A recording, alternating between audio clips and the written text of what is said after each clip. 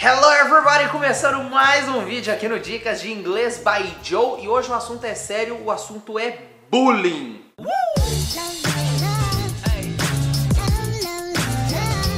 E embora o nosso canal seja de inglês, esse é um assunto muito sério que a gente tem que tratar aqui no canal. Então hoje nós estamos abrindo aí uma exceção para falar de uma coisa que você tem que assistir, porque talvez você tenha um amigo que precisa de ajuda ou até mesmo você precisa desse tipo de ajuda. Isso, pessoal, que a gente está tendo aqui agora é um talk show, right? Talk show é tipo o Jô Soares, por exemplo, que nem tem mais, né? Fala a verdade. Talk show é quando você tem uma conversa, um faz a sua pergunta, o outro responde, alright? Então a dica de inglês é talk show.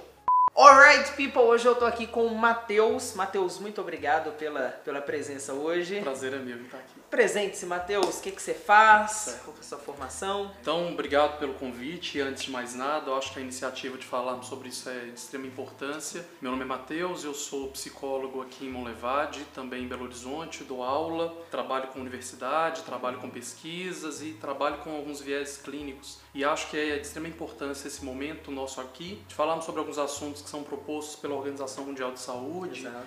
De qualquer forma, a gente pode render um papo interessante, estabelecer algumas coisas interessantes em relação a esse assunto, que traz algumas reflexões bacanas em relação a alguns sintomas que a gente tem vivido a nível contemporâneo hoje. Sim. Eu fui convidado pela Lenscope para falar sobre o bullying. Hoje é dia 20 de outubro, Dia Mundial do Bullying, e ninguém melhor do que o Matheus para falar sobre isso, que tem total domínio aí do assunto. Matheus, então assim, direto ao ponto, a gente ouve falar muito sobre bullying, muitas campanhas, mas o que é o bullying?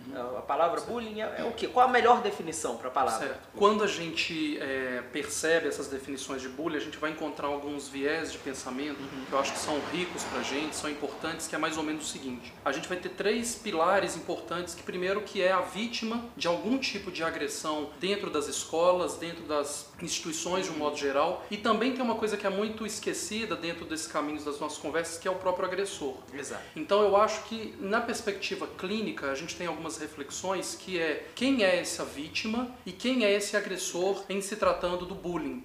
Eu acho que é importante a gente desmistificar isso entendendo da seguinte forma.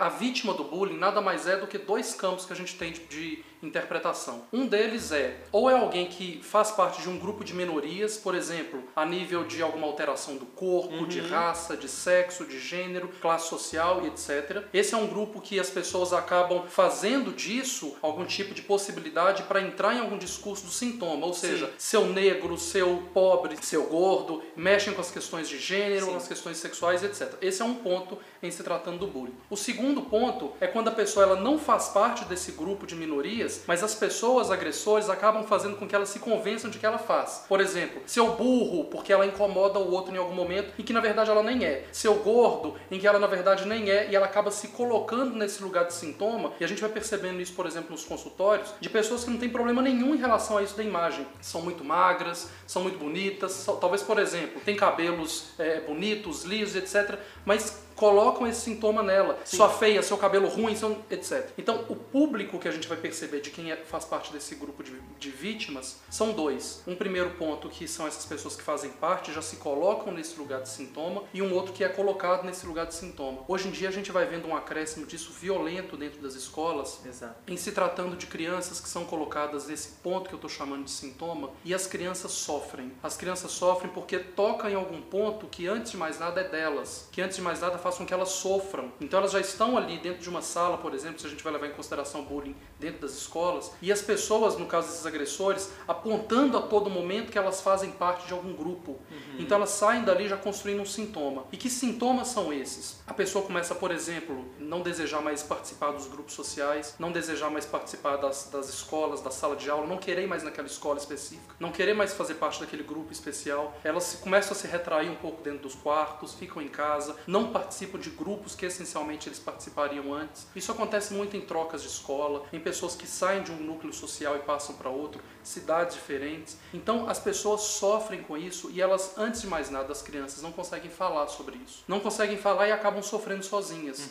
Choram sozinhas, encontram na rede social um veículo para falar de um modo indireto sobre isso, sobre a dor que elas estão sentindo. E o problema é que a gente não consegue escutar isso socialmente. Esse era até um ponto que eu queria perguntar. Tem algum alguma forma, né, do pai ou de alguém da família conseguir identificar? A pessoa vê e fala, não, alguma coisa não tá certa aqui. Tem algum sintoma que a pessoa que sofre do bullying, ela transmite? Você vê que tem uma criança ou um adolescente, enfim, que está vindo um percurso de desenvolvimento interessante. Vai para a escola, tem amigos, tem grupo social, faz aula de inglês, faz aula de música, faz aula disso. Em um determinado momento, alguns comportamentos começam a ser diferentes. Isso pode ter a ver com a questão de desenvolvimento, mas você começa a perceber que tem algumas coisas muito mais intensas, do tipo, tá mais retraído nos quartos, em casa, não está junto com a família mais, tem um discurso muito angustiante, do tipo, não vou ser nada na vida. Por quê? Ela está sendo convencida pelo outro de que ela não vai ser nada na vida, e ela começa a ter dificuldades escolares, chegam nos consultórios com um problema de aprendizagem muito grande, com um problema que chega até a classe das depressões de um modo muito grande. A gente está vindo aí do mês passado, que era considerado, que a gente chama de Setembro Amarelo,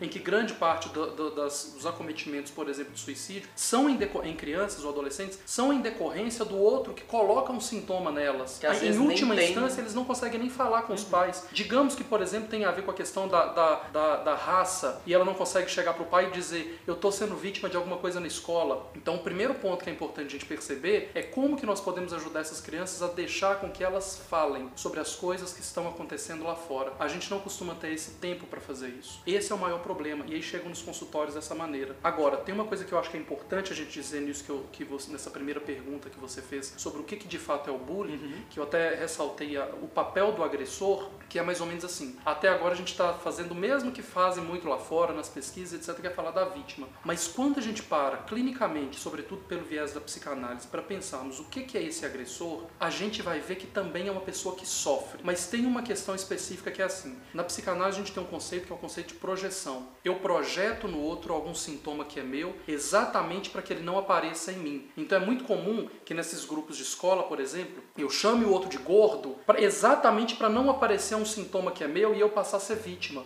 Então eu começo a dominar esse grupo, que é um mecanismo de projeção, para eu fazer parte de ser quem comanda, e aí todo mundo se junta a mim. Então é como se eu dissesse, a gente chama de um mecanismo de defesa do ego, então eu projeto no outro um defeito que ele tem, para que não descubram o que eu tenho e eu passe a ocupar esse lugar de vítima. Então há também um sofrimento em quem agride. Então a mesma preocupação que a gente tem que ter nessa criança que sofre porque alguém está colocando-a no lugar de sintoma, no lugar à margem da sociedade ou à margem da sala, a gente vai vendo casos assim, eu tenho conheço muitos casos das crianças que estão sofrendo porque no recreio elas estão sozinhas, no recreio não tem ninguém junto com elas, etc, etc, etc. Mas há uma outra ponta que são essas pessoas que agridem. Que pessoas são essas no ponto de vista de que sintoma que elas têm que elas precisam de desconstruir o outro, colocá-las nesse ponto de crítica para elas se sentirem bem. Isso também já é um sintoma importante para a gente pensar, por exemplo, a questão do bullying. Ótimo, eu tô tendo uma aula aqui, gente, coisas assim que eu nem sabia. Nossa, Sim. Muito bom saber disso. E facilita a nossa interpretação, porque assim como a gente vai dizer, por exemplo, se eu pegar o viés do suicídio, por assim dizer, o bullying também é um acometimento de responsabilidade pública.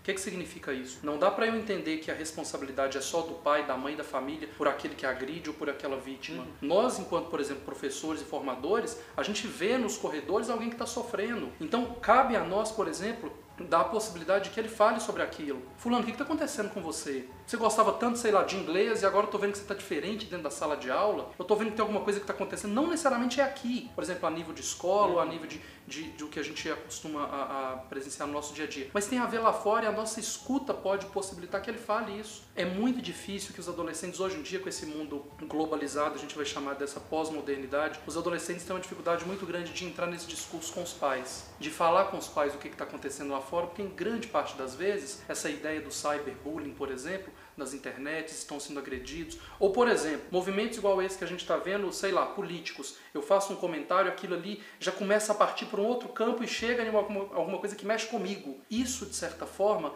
é o bullying no momento em que eu quero desconstruir o outro. E eu percebo que hoje em dia a gente tem uma sociedade na questão da internet online, onde as pessoas, elas vão pra internet, elas falam tudo o que quer. Eu fico vendo, às vezes, nos comentários dos vídeos, pessoas que falam assim, coisas, nossa, pai amado, sobre minha aparência, sobre alguma coisa do vídeo, sobre que eu tenho sotaque, né, várias coisas do tipo. E eu tenho certeza que essa pessoa, pessoalmente, não falaria, que a internet parece que tá deixando as pessoas um pouco covardes, né? Exatamente. Isso? E o problema disso, na verdade, são dois. Se a gente interpreta isso que você está dizendo, por exemplo, pelo viés do bullying, a gente vai entender que essas pessoas que falam isso, por exemplo, que atacam a voz, o sotaque, o corpo, alguma coisa, a gente tem que entender que esse é um problema de quem ataca. Porque se alguma coisa no Jonathan, por exemplo, esse exemplo que você disse, incomodou alguém, é porque essa pessoa precisa de falar do que passa por ela a ponto de alguma coisa do sotaque incomodar. Então tem um sintoma ali que ela não consegue falar. Então ela ataca. Então isso é um primeiro ponto. O segundo ponto é que a internet, ou essa coisa virtualizada, hoje em dia é uma blindagem muito grande. Para não dar conta de aparecer um defeito, as pessoas esperam a melhor foto para fazer parte do perfil. Exatamente para elas não ocuparem esse lugar de objeto, de alguém que vai ser sujeito da ação. Um objeto mesmo, de alguém que vai falar o que quer, fazer o que quer. Então é uma blindagem que ali é muito fácil você digitar alguma coisa e ali você utilizar de qualquer recurso social para sair de uma conversa. Agora, pessoalmente, você precisa de bancar um discurso diferente, né? Pessoalmente, você precisa de bancar um discurso do real, que a gente chama. Que é de você apontar alguma coisa para outra. Mas ali, a internet é uma grande blindagem. Por quê? É um Porque escudo, ali, né, que a pessoa esconde ali. Porque ali eu posso ser quem eu quiser. É interessante isso porque a virtualização nos permite sermos, de certa forma, quem a gente quiser. Os fakes da vida nada mais são do que uma marca disso. Ali eu posso construir qualquer tipo de perfil, e isso é que é o problemático. O que me faz, por exemplo, construir um perfil de quem eu realmente não sou? A ponto de eu apontar o dedo para alguma coisa, a ponto de eu apontar o dedo. O que eu não conseguiria fazer? Tem uma frase do Freud que diz assim: quando Paulo fala sobre Pedro, Paulo está falando muito mais dele do que de Pedro. É como se eu dissesse assim, quando alguém fala alguma coisa de mim, ou quando eu entendo essa cena de alguém falando do Jonathan, eu entendo muito mais dessa pessoa que está falando do que do próprio Jonathan. Quando alguém agride outro de gordo, de negro, de pobre, de preto, de não sei o quê, eu entendo muito mais desse sujeito que está agredindo, porque a gente já entende que estrutura é essa do agressor, do que de quem está sendo, de certa forma, agredido. Ótimo. Porque a gente aprende ou ensina esse sujeito que está sendo agredido a sustentar esse discurso de ter que desconstruir o outro, de que ele não tem que ser aquilo que o outro está dizendo só porque o outro está dizendo. Então, que tamanho que esse outro está ocupando na vida dele, por exemplo, que tamanho essas pessoas estão ocupando na sua vida, a ponto de você se importar com essa fala de que olha o sotaque, olha o corpo, etc. Nenhum. Lacan já nos ensina que a gente tem que aprender a desconstruir um pouco o outro. Né? E o bullying é a marca excessiva disso. É uma marca, é como se fosse uma marca de um elefante na areia. Pá! É como se é um Truman que Freud fala. Carimbo, um carimbo, né? Seu pobre, seu preto, não sei o quê. Cabe a mim determinar se essa marca vai ficar ou não. Então, essa que é a força que a gente, enquanto família e sociedade, vai tentar estabelecer para as pessoas que a gente convive, antes de mais nada. Ótimo. Matheus, a pessoa que está assistindo o vídeo agora, que talvez conhece alguém, ou a própria pessoa que sofre com esse tipo de coisa, como ela deve reagir? Se a gente entende isso que eu disse, de que é uma responsabilidade de todos nós, então não adianta eu querer transferir isso, o pai dela tem que fazer alguma coisa, ou alguém tem que fazer alguma coisa. Então os caminhos que a gente tem para tratar isso são, primeiro, se a gente tem uma proximidade muito efetivamente grande dessa pessoa, a gente dá essa possibilidade da escuta, né? Que eu acho que nada mais é importante do que a gente tem conceitos na psicanálise e construções de que essa coisa do e aí, me conta, o que está acontecendo com você, fulano? De um amigo, de um namoro, de alguma coisa,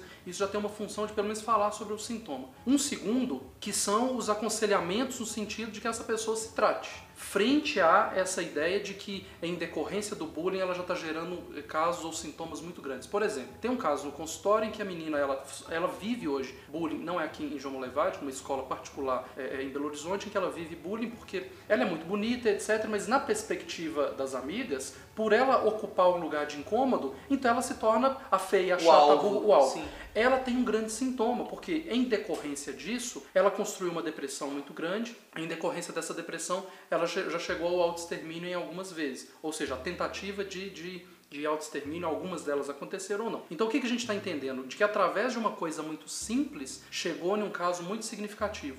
Então como é que eu faço? O que eu consigo dar conta de ajudar? Primeiro, com a escuta, marcando alguma coisa para esse sujeito de que está errado, e segundo, que é tentando articular caminhos de que ela se trate. Não importa se é de um caminho medicamentoso, não importa se é com uma terapia, não importa se é com uma sublimação, como dizia Freud, que é exatamente uma passagem de um estado para o outro, vem da física mesmo esse conceito, que nada mais é do que os recursos, por exemplo, da religião, da arte, da música, da dança. Vamos sair para correr, vamos pintar alguma coisa, vamos correr. Então assim, as pessoas encontram recursos para falar de sua angústia. A gente já vive, eu acho que quando a gente pensa nessa questão de bullying, a gente acaba levando muito por esse cunho crianças, adolescentes, escola. Mas nós vivemos em um caminho e em uma sociedade que nós estamos propensos a isso, a ocupar um lugar e esse lugar nos fazer tornar vítima de alguma coisa, de um grande outro, por exemplo, e nós podemos sofrer com isso. E qual que é a nossa responsabilidade com alguém que está sofrendo? É tentar ajudar com o recurso que a gente tem. Se você é um amigo, tenta escutar esse sujeito.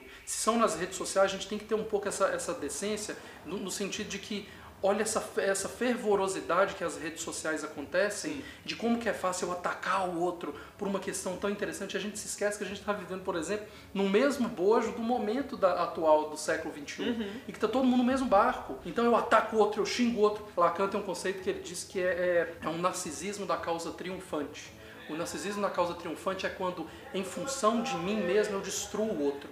Isso vem do islamismo, a questão da destruição do outro. Então eu mato, e Freud dizia que era pulsão de morte. Para preservar minha vida, eu destruo o outro, eu acabo com a existência do outro. Isso vem, eu trabalho, por exemplo, na ideia das concorrências, com a ideia de como é que são as concorrências dentro da sala de aula, dentro das redes sociais, dentro da sociedade capitalista. A gente tem que ficar muito atento em o que a gente faz com a nossa linguagem quando a gente dirige ao outro. Então os métodos de tratamento são: eu dou conta de o que eu sustento desse sujeito que sofre em algum momento e como que ele pode tratar. Se é terapêutico, se é na família, se é dando alguns passos que eles não conseguem dar. Porque tem um problema muito grave nas escolas, por exemplo, que essas crianças elas não querem falar sobre isso. Por quê? Qual que é a perspectiva nossa de adultos? Se eu falo sobre isso que está acontecendo na minha escola com meu pai vai lá na escola. Se ele vai na escola, eu vou ser muito mais exposto. Então, há uma problemática de um círculo que não se fecha nessa lógica. Porque aí a criança vai se colocar como um grande objeto. Então eu não falo nada com ninguém. Porque amanhã meu pai vai vir aqui, amanhã a diretora vai vir aqui.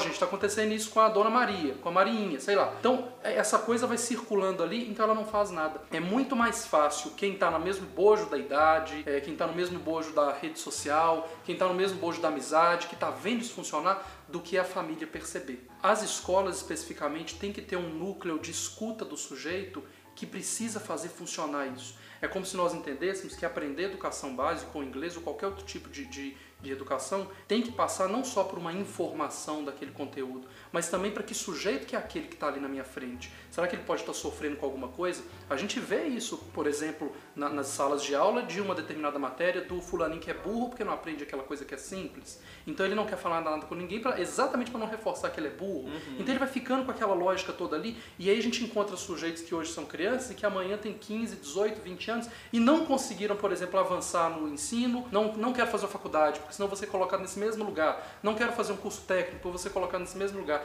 Não quero ir para o ensino médio, vou fazer qualquer coisa, porque eu não quero ser colocado nesse mesmo lugar de que sou burro. Ele já tomou isso para si. Então veja o tamanho da nossa responsabilidade em tratarmos as pessoas que agora estão vivenciando isso. Enquanto a gente está conversando agora, possivelmente deve ter um monte de criança, adolescente, adulto, que deve estar num quarto, uma hora dessa, pensando: o que eu estou vivendo amanhã? Eu não quero ir para a aula amanhã, eu não quero ir para o trabalho amanhã, porque eu vou sofrer isso, eu vou viver isso, eu vou viver aquilo. Nós precisamos ter essa escuta. Tratar isso é a escuta e o movimento terapêutico no momento em que a gente percebe, ou terapêutico medicamentoso, ou terapêutico psicoterápico, não importa, que a gente perceba que essas pessoas precisam tratar. Por quê? É angustiante você ter que carregar um sintoma dentro de si e não conseguir colocar isso para fora de maneira alguma, porque vivemos em uma sociedade que não consegue dar conta de escutar isso. Mateus, uma coisa que eu percebo é que hoje em dia a gente fala sobre tantos assuntos, né, tantas coisas que tá afligindo a sociedade, a gente fala sobre, mas eu percebo que o bullying é uma coisa que é meio que um tabu. A gente vê muitas pessoas falando, mas a gente não vê notícias sobre isso, porque a gente sabe que tem mortes por conta do bullying. Esses dias mesmo eu vi no Instagram, mas não foi do Brasil, foi nos Estados Unidos, e a gente sabe que acontece coisas, mas vocês sabem dizer talvez o porquê disso ter uma máscara ali que não é tão aberta, porque talvez se fosse aberto, as pessoas seriam mais abertas a falar sobre isso. Eu acho que tem alguns problemas que fazem isso acontecer, dentre eles um pouco a ideia de que nós vivemos em uma sociedade, por exemplo, se a gente parar para pensar nas questões psicológicas, dizer de um sofrimento mental sempre foi um tabu, porque tem a ver com, isso é frescura, isso é loucura, isso é bobagem, então eu não procuro nada disso porque eu não sou louco, não sou doido, etc. Então a gente já vem por um caminho que essencialmente é histórico, de ter que desconstruir essa coisa que é esse tabu. Quando a gente fala do bullying, a gente já trabalhou com outros conceitos que não necessariamente sejam bullying, a agressão, as questões das agressões sexuais dentro dos trabalhos, que estão no mesmo bojo, se é que a gente vai pensar assim, que é haver um agressor, haver uma vítima e ali circular um tipo de crime, por assim dizer. Mas eu acho que o maior tabu nesse sentido é porque o bullying ele é quase que uma coisa velada. Ele acontece nos bastidores de alguma coisa. Ele acontece nos bastidores em que talvez existem casos em que esse próprio agressor nem sabe que está agredindo alguém quando fala alguma determinada coisa, mas aquela pessoa pode estar sofrendo. Um exemplo assim muito, claro que é distante, mas só para a gente entender como é que é a complexidade disso. Talvez nessa conversa que a gente está tendo aqui, eu possa dizer alguma coisa que escapa a mim como um equívoco, como dizia Freud, mas que você toma para você como seu, e aí você sai daqui, nesse ciclo eu me tornei um agressor, nossa, aquilo que o Matheus disse, aquilo mexeu comigo. O famoso a carapuça serviu. Então o bullying ele é tão velado no sentido de que a gente não consegue dar conta de falar muito sobre ele, porque ele é um sintoma que em grande parte das vezes é desconsiderado pela sociedade. A gente considera o problema capitalista, a gente considera o problema de uma perda da perna, de uma perda de um membro, de uma saúde do corpo clínica, mas quando a gente está dizendo de uma saúde mental, grande parte das famílias desconsideram isso. Ah, você está sofrendo por isso, isso é bobeira. Ah, você está chorando por isso, isso é bobagem. E aí a gente faz uma coisa que é assim, a gente pega o que é... Olha como é que isso é complexo para a gente entender. No sentido prático da vida. A gente pega uma coisa que é o máximo para aquela pessoa e faz ela se tornar o mínimo. Você está sofrendo só porque alguém te chamou de negro? Mas a gente está tentando fazer com que aquilo seja o mínimo. Mas para o sujeito aquilo é o máximo. Para o sujeito aquilo ali está mexendo com ele. Você está sofrendo só porque estão te chamando de gordo? Ah, é porque o povo é bobo, não sei o quê. Deveria e poderia funcionar assim, mas não é para quem sofre. Então eu acho que o grande problema da gente não conseguir falar muito sobre isso, primeiro, é porque a gente não consegue dar conta de escutar as pessoas que sofrem muito bem. As escolas, vamos pensar numa lógica de uma escola pública com 800, 500, 600 pessoas, não dá conta de você parar para pensar no Joãozinho que está chorando. Ó, vamos embora que tem matemática para estudar, tem física, química, não dá para pensar nisso não. Isso é bobagem, coisa de criança. Quando a gente vai perceber, ele está construindo uma estrutura psíquica muito fragilizada nesse sentido. E aí como que é uma marca, por exemplo, de que o bullying ele acontece e de que essas coisas psíquicas não deveriam ser, por exemplo, um tabu, igual a gente está dizendo, e você está marcando muito bem. A gente tem hoje, por exemplo, uma classe de adolescentes que eles sabem mexer com os equipamentos todos muito bem. As redes sociais, sabem pegar um computador e destrinchar ele todo, formatar, fazer tudo. Isso a nível técnico. Mas se eles estão lá com 16 anos e namoram e terminaram o namoro, eles estão falando de suicídio. Então a gente percebe clinicamente um enfraquecimento emocional das pessoas em decorrência de um aumento da informação. Porque a gente está num mundo que você tem que ter todas as informações. Você tem que saber mexer com tudo, você tem que saber formatar tudo, tem que saber ter tudo e por aí vai. Então você tem uma técnica muito grande, mas não existe uma técnica para a questão emocional. E nós ainda a nível de sociedade não sabemos fazer isso muito bem. Então por isso que ainda é um tabu. Da mesma forma como o sexo já foi, ainda é em algumas... O sexo, por exemplo, já foi um tabu, ainda é em alguns momentos e a gente não consegue falar muito bem sobre isso nas escolas, nas redes sociais, com os amigos, etc. Já está sendo desconstruído na medida do possível. Mas por que o bullying mexe tanto com a gente? Porque a gente está mexendo com um sintoma que é do outro. Então a gente não sabe escutar isso. É como se nós pensássemos assim, para ter que deixar de ser tabu. Deixa de ser tabu quando eu souber fazer alguma coisa com isso que está acontecendo. A gente não sabe escutar a criancinha que está ali e que está ouvindo determinadas coisas que mexem com ela. Nós não sabemos fazer com isso. Por isso que é um tabu. Porque está velado nos bastidores. Não está aí nos corredores sendo feito de qualquer modo. Por isso que as escolas não veem. A gente tem que ter esse olhar que é muito claro. O que está acontecendo como um sintoma do grupo, a gente não tem esse olhar, porque acontece nos bastidores. Sim. Acontece quando ninguém vê, acontece num comentário, acontece numa fala, acontece num olhar. Acontece até se a gente não falar nada. Isso se chama fantasia. Eu acho que o Jonathan está pensando alguma coisa sobre o meu cabelo, sobre a minha roupa.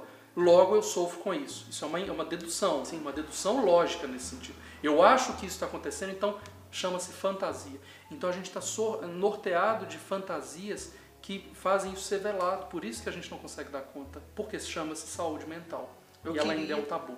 Ótimo, ótima explicação. Eu queria que você direcionasse a mensagem agora para quem está assistindo. Talvez essa pessoa que está assistindo sofra com bullying, está sofrendo com isso, mas não tem coragem de contar para ninguém, não tem coragem de, né, igual você falou, se abrir para alguém para falar sobre esse assunto. O conselho que você daria como psicólogo para essa pessoa que está assistindo agora, o que ela deve fazer? Ótimo.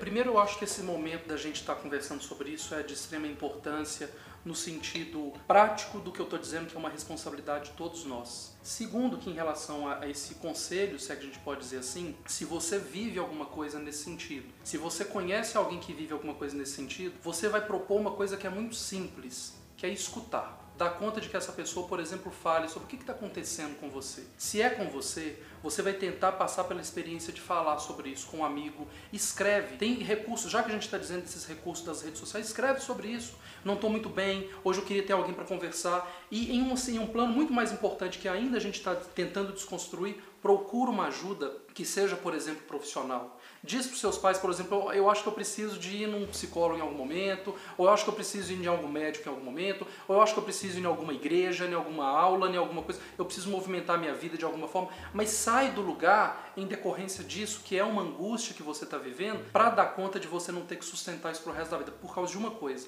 Não é justo, nisso tudo que eu disse, que você viva um sintoma que é que o outro está querendo que você viva. Indiferente de você ocupar qualquer classe social, indiferente de você ocupar qualquer tipo de percurso em decorrência das suas escolhas, em decorrência da forma como você vive, em decorrência do corpo, não é justo que o outro, o grande outro que a gente chama na psicanálise, dê conta de dizer quem é você. Então você tem que sair desse lugar de alguma forma.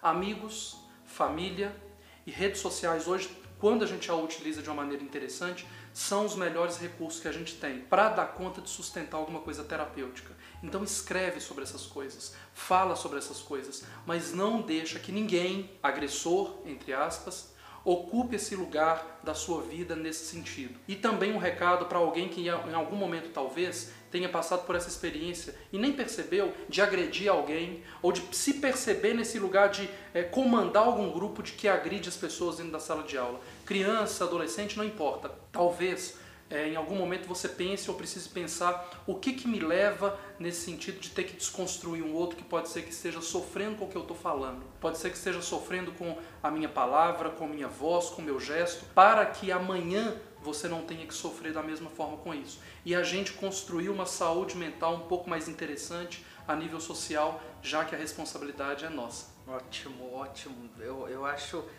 tenho certeza que quem está assistindo o vídeo com certeza teve algum aprendizado sobre isso. E estamos aqui para falar sobre isso que, né, igual a gente tá falando, é um tabu ainda para ser falado. E olha, qualquer coisa que você tiver sentindo, pode mandar mensagem no meu Instagram, lá no direct, a gente bate um papo, deixa aqui seu comentário, o que você achou do vídeo. Matheus, mais uma vez, obrigado por compartilhar esse assunto que é tão importante, né? E eu agradeço a Lenscope pelo convite também para falar sobre isso e, assim, espero mesmo que tenha ajudado alguém e você foi muito bom a participação sua aqui. Podem enviar perguntas para o Jonathan, ele me direciona, eu também estou nesse viés das redes sociais, mas falemos sobre isso, tá? A gente não perde essa oportunidade, então utilizemos esse recurso para a gente fazer isso. Sim, e agradeço a oportunidade da gente falar sobre um tema que é, como eu disse, público e cuja iniciativa é de extrema importância e a gente vai fazer isso se tornar um projeto para a gente avançar nessas desconstruções do tabu. Ótimo. Essa daqui é a pulseirinha que a Lenscope me mandou. Essa é a pulseirinha do bullying. O Felipe na edição vai colocar o símbolo aqui, porque eu acho que na câmera tá um pouco... Aí deu pra pegar, Felipe? Deu. Então essa daqui é o símbolo, né, de todos aí contra o bullying. E não fique calado. Se você conhece alguém, alguma coisa, passe isso pra frente, sabe? Compartilhe o vídeo pra gente atingir cada vez mais pessoas. Muito obrigado, que ótimo. Tá, Matheus? Eu que agradeço. Muito feliz com a Eu que agradeço, viu? Tiver segunda-feira às 19 horas. Até mais. Bye bye, people.